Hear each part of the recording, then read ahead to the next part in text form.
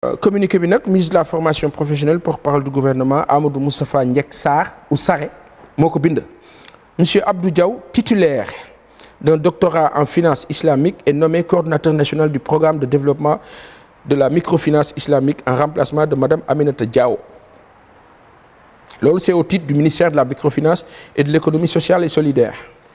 Au titre du ministère de l'agriculture, de la souveraineté alimentaire et de l'élevage, Monsieur Mamadou Lamine Diouf, économiste matricule de solde numéro 610-992-C/C, est nommé directeur de l'administration générale et de l'équipement au ministère de l'agriculture, de la souveraineté alimentaire et de l'élevage. Alors, au titre du ministère de la santé et de l'action sociale, Monsieur Ousmane Cissé, titulaire d'un doctorat en médecine, est nommé directeur général de la santé en remplacement du docteur Barnabé Nying. Monsieur Seydou Diallo, titulaire d'un doctorat en pharmacie, est nommé directeur général de la Sen Pharmacie, SEN, nationale d'approvisionnement, la CNPNA, en remplacement du docteur Fatou Faye Ndiaye Dem. Madame Fatou Bara Ndion, ingénieure biomédicale, matricule de solde Nangam Nangam 613-850E, est nommé directeur des infrastructures, des équipements et de la maintenance au ministère de la Santé et de l'Action sociale en remplacement de M. Adama Diouf. M. Malik Diallo, titulaire d'un doctorat en gestion des ressources humaines, est nommé directeur des ressources humaines au ministère de la Santé et de l'Action sociale en remplacement de Aofal Diagne. Alors, nomination yaa ngi noonu, les autres nominations au titre du ministère de l'urbanisme, des collectivités territorial et de l'aménagement des territoires, M. Baïnias, ingénieur de conception en BTP, option ponts et chaussées, est nommé directeur général de l'agence de construction des bâtiments et édifices publics en remplacement de M. Amadi Dien. M. Serigne Cheikh Bakhoum, inspecteur de l'administration pénitentiaire, matricule de solde numéro 659-489E, est nommé directeur de l'administration générale et de l'équipement au ministère de l'urbanisme, des collectivités territoriales et de l'aménagement des territoires. Madame Sophie Ndion, ou John, expert environnementaliste, est nommée directeur du projet de promotion de la gestion intégrée et de l'économie des déchets solides, Promoged, en remplacement de Monsieur Cheikh Oumar Gaye.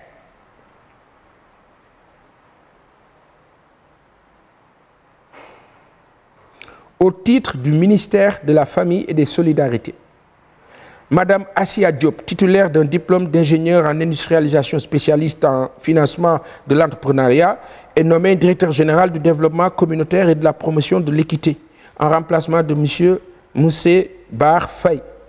Madame Fatoumata Bintou Diédiou, titulaire d'un master 2 en management de projet, est nommée directeur de l'équité sociale en remplacement de Madame Fatou Diagne.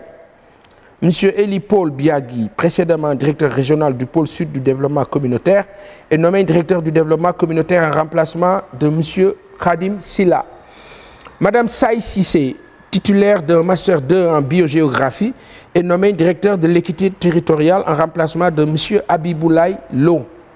Madame Fatouba, titulaire d'un master 2 en droit, ingénierie financière et fiscalité, est nommé directeur de promotion des droits et de la protection des enfants en remplacement de M. Ibrahima Gueye. Madame Nancy Ndour, titulaire d'un doctorat en sociologie de l'éducation, est nommée directeur de l'autonomisation économique des femmes. C'était un poste vacant. M. Edmond Camara, administrateur civil matricule de solde numéro 624-555C, est nommé directeur de l'administration générale et de l'équipement au ministère de la Famille et des Solidarités. N'est-ce pas? Alors, au titre du ministère de l'enseignement supérieur, de la recherche et de l'innovation, M. Serigne Bakelo, ingénieur informaticien, est nommé directeur du Centre régional des œuvres universitaires sociales de Thiès en remplacement de M. Cheikh Sall. M. Jean Biran Nying, maître de conférence titulaire, est nommé directeur du Centre régional des œuvres universitaires sociales du Sine Saloum en remplacement de M. Ousseynou Diop.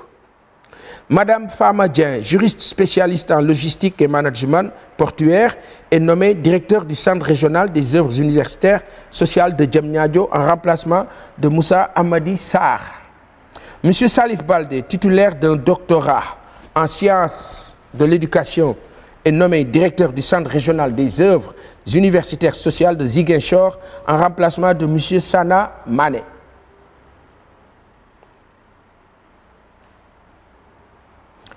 Au titre du ministère de l'Industrie et du Commerce, M.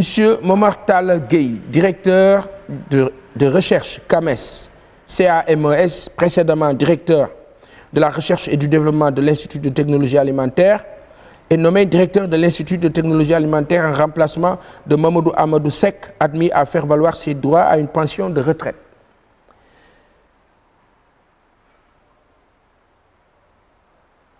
Waouh. Il y en a eu des changements. Ça bouge dans l'administration. N'est-ce pas, Sylvain? Avec Mario. Mais Sylvain. Et Sylvain. L'autre qui l'a Sylvain. Sylvain. Parce que ce n'est pas normal, hein?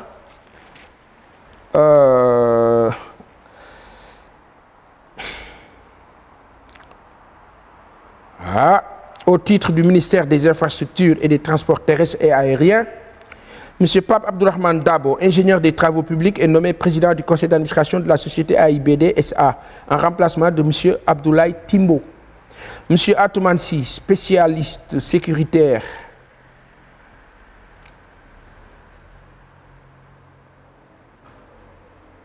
routière et titulaire d'un diplôme d'études approfondies DEA en géographie et aménagement du territoire, est nommé directeur général de l'Agence nationale de la sécurité routière à Nasser en remplacement de Cheikh Oumar Gaye. M. Ibrahim Sall, ingénieur géotechnicien, expert routier, est nommé directeur général de la Société Autoroute du Sénégal, ADS, en remplacement de M. Aubin Sagna, appelé à d'autres fonctions. Au titre du ministère de l'Environnement et de la Transition écologique.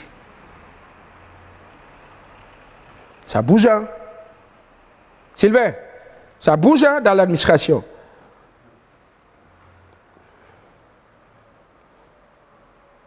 Au titre donc du ministère de l'Environnement et de la Transition écologique, le colonel Ibrahim Gueye, conservateur des parcs nationaux, est nommé directeur des parcs nationaux en remplacement de M. Bokar Thiam, admis à faire valoir ses droits à une pension de retraite. M. Aliou Ndiaye, professeur assimilé en biotechnologie végétale, est nommé directeur exécutif de l'Autorité nationale de biosécurité en remplacement de M. Ousseynou Kassé, appelé à d'autres fonctions.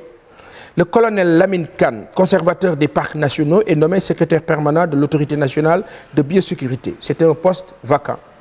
M. Modou Falguey, titulaire d'un doctorat en biologie végétale, est nommé directeur du Centre d'éducation et de formation environnementale en remplacement de M. Gorogna, appelé à d'autres fonctions.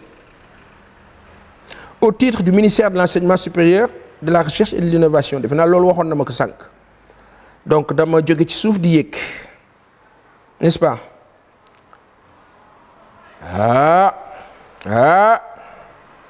Ça, c'est au titre des mesures individuelles que le président de la République a pris en tant que décision.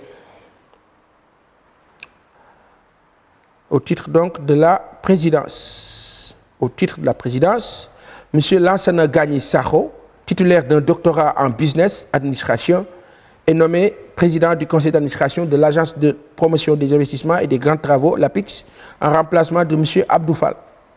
M. Fall Mbaye, titulaire d'un doctorat en génie électronique, est nommé directeur général de l'Institut national du pétrole et du gaz, INPG, en remplacement de M. Agibouba. Au titre de la primature, le colonel Amadou Ousmane Ba, de la gendarmerie nationale, précédemment directeur du contrôle des études et de la législation au ministère des Forces armées, est nommé directeur général de la surveillance et du contrôle de l'occupation du sol en remplacement du colonel Papa Sabouri Ndiaye, appelé à d'autres fonctions. Au titre du ministre de l'Intérieur ou du ministère de l'Intérieur, M. Abdou Wahab Sall, contrôleur général de police, est nommé directeur général adjoint de la police nationale en remplacement de M. Modou Diagne, appelé à d'autres fonctions. Au titre du ministère de la Justice, M. Aliou Ndiaye, titulaire d'un master professionnel en sciences de gestion, matricule de solde numéro 602-214C, est nommé directeur de l'administration générale et de l'équipement au ministère de la Justice en remplacement de M. Abdoulaye Sy, appelé à d'autres fonctions. Au titre du ministère des Infrastructures et des Transports terrestres et aériens, j'en avais parlé, je pense, M. Abdourahmane Dabo, ingénieur des travaux publics nommé président du conseil d'administration de la société AIBD en remplacement de M. Abdoulaye Timbo. Donc, parti boobu waxoon na ma ko.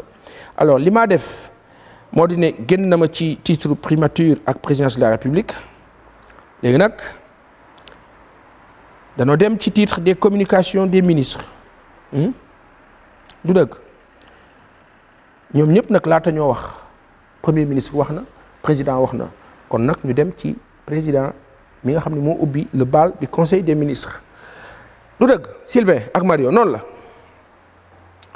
le chef de l'État son excellence Bassirou Diomaye Diakhar Faye monsieur Bassirou Diomaye Diakhar Faye a présidé ce mercredi 3 juillet 2024 la réunion hebdomadaire du conseil des ministres au palais de la République loolu mooy l'écriture traditionnelle. Donc, à l'entame de sa communication, le président de la République a mis l'accent sur la deuxième édition de la Journée nationale de mobilisation sociale, Setal Sunu Réew, prévue le samedi 6 juillet 2024. Il a demandé au gouvernement de prendre toutes les dispositions nécessaires pour assurer le succès de cette seconde journée d'engagement citoyen pour l'amélioration de notre cadre de vie, en veillant à l'implication des collectivités territoriales, des forces vives de la nation et de toutes les parties prenantes, publiques comme privées. Alors, président de la République, bi moo tàmbali conseil des ministres bi li mu njëkk a jukki gannaaw bu mu saafonte jàmm sant nuyonte et cetera la tradition d'usage li mu def moo di ne ou alors les civilités moo di waxtaane mbiru setal sunu réew di am chaque samedi bu njëkk ci weer bi ñu tàmbali ko weer bi passé mu amoon succès ñu war ko wéyal finalement levée de drapeau yooyu yëpp ci la sukkandiku wala bokk na ci wala dana ci bokk wala amoon na en tout cas le sens civique à retrouver dans ce pays-là. L'éducation civique doit être mais ca parental ba xale ba juddoo ca yar ba ak lépp voilà foofu ñu jàngal ko civisme patriotisme mën a nekk ci ay jeunes am nekk ci ay deretam ba nga xam ni génération yi ñëw daanu gën a gëm réew mi que keneen. Alors le président waxtaane na seetal sunu réew ñu boole ci collectivités locales yi boole ci toutes les parties comprises boole ci Sénégalais impliqué ci ñëpp noonu la ko waxee loolu nag su ko président de la République waxee Bassirou Diomaye Diakhar Faye li mu ëmb rek mooy. Les ministres concernés les départements concernés bu leen def xaajale ak seen jël leen seen téléphone yi ngeen woo toutes les autorités des collectivités territoriales ne leen allo dañuy def nangam ak nangam vous avez vu le conseil des ministres oui lire naa ko gis naa ko dégg naa ko jàmm sante réew baa ko yoree daa jaboote daa dem dans le sens civil du terme et des civilités ñëpp nga jaboote donc ñëpp ngaa waxal jamono bii ku mën a muñal APR ak ñi ñu àndal ak seen ay musiba ak maaba kumba mën a muñal ñëpp na kilifa yi jël seen ay téléphone woo tous les maires toutes les collectivités locales one by one ne leen allo l'autorité présidentielle nous a dit que dañu war a def lii ak lii moo tax nu woo la bëgg bés ba nga am ci taxawaay monsieur le maire lan nga ci xalaat d'ailleurs sax yow lan nga ñuy proposer ñu saafonte les municipalités ne sont pas des ennemis de ce régime là loolu président Macky Sall moo ko fi indi woon nguur bu bees bi bu leen dugg ci loolu yàlla dëgg la bëgg bu leen dugg ci loolu quels que soient vos rapports avec les uns et les autres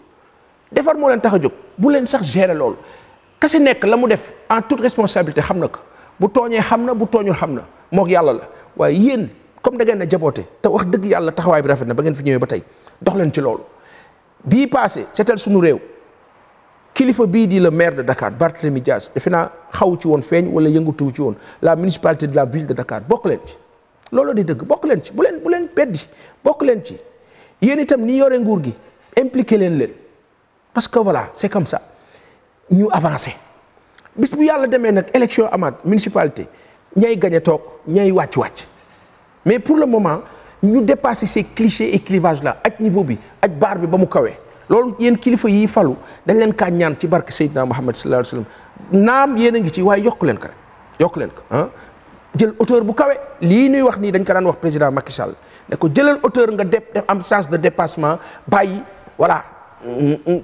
am fooy nekk parce que diw àndul ak man wala ànd ak man non ça doit pas fonctionner comme ça n'est-ce pas te am nañu yaakaar bu baax ci nguur bu bees bi ci ñu jéggi ci loolu donc diggante bii am coow yi am Colobane ak entre le maire Abdou Aziz Paye le ministre Jean-Baptiste Tine ak yooyu loolu mën naa ñàkk Sénégal soxlawul loolu ñun dañoo toog ci alal joo xam ne fi ne ñun alal ji la war a waxtaane dox ci lijjanti que nekk ci pas ces détails là ñëpp defar moo leen tax a jóg kon nañ ci dem yàqkat yeeg ñooñu nag bu leen may lu nu wax waaw bu leen may ñuy am raison ci yenn yi ci yu ñàkk fayda yu terre à terre waaw ne il faut xam nga élever barre bi quoi.